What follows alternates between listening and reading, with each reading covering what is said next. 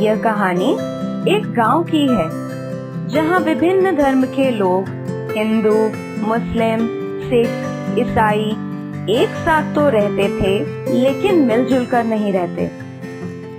सामने आने पर वह एक दूसरे से मुंह फेर लेते।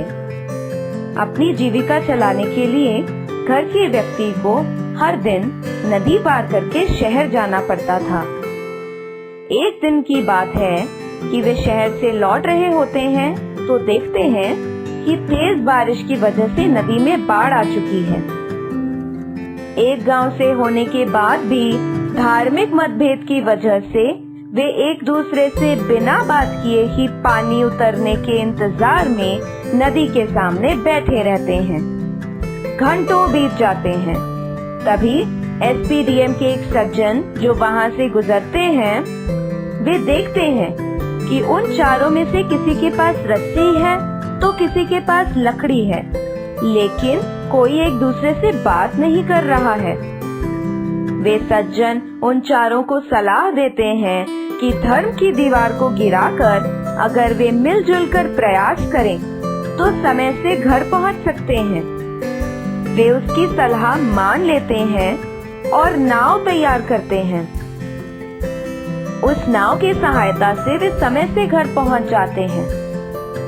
हिंदू घर पहुंचता है तो क्या देखता है कि उसका बच्चा पालने की नोक पर खड़ा है और अगर उसे थोड़ी देर और होती तो शायद कुछ अनहोनी हो सकती थी। क्रिश्चियन अपने घर के आंगन में माँ बाप को बैठा देख बड़ा खुश होता है और तभी उसकी नजर पास में आ रहे सांप पर पड़ती है। वह लाठी लेकर उसे मार देता है। मुस्लिम देखता है कि उसके बीवी बच्चे भूख में उसका इंतजार कर रहे होते हैं। चूल्हा जलाने के लिए लकड़ी लेकर आने में अगर उसे थोड़ी देर और होती तो उसके बच्चे भूखे ही सोते। सिख जब घर पहुंचता है तो देखता है कि बारिश की वजह से छत कमजोर हो गई है और अगर वो समय से नहीं पहुंचता तो अनहोनी हो सकती थी। उन्हें एकता में शक्ति का एहसास होता है।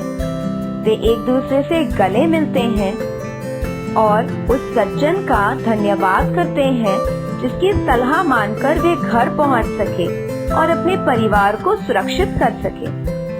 वे निर्णय करते हैं कि आज के बाद अपने धर्म को आपसी खटास का कारण बनने नहीं देंगे।